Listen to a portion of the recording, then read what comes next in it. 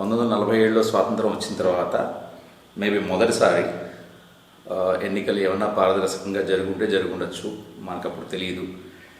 But గత 50 ఏళ్లలో last 50 ఇయర్స్లో తీసుకుంటే రాష్ట్రం దేశం ఆ తేడా లేకుండా మొత్తం అన్ని చోట్ల భారతదేశం మొత్తం ఎన్నికలంతా కూడా కొంతమంది వ్యక్తుల చేతిలోకి వెళ్ళిపోయింది.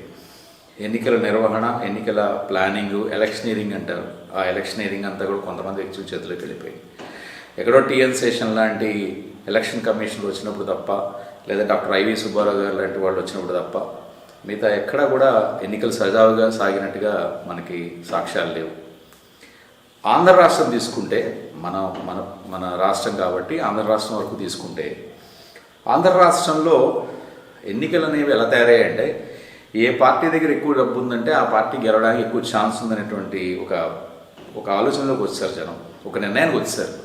ఎవరు రాజకీయాల్లోకి రావాలన్నా వాళ్ళకి ఫస్ట్ జనం చెప్పేది ఏంటంటే నీ దగ్గర డబ్బు ఎంత ఉంది. ఎందుకు డబ్బు ఎందుకు?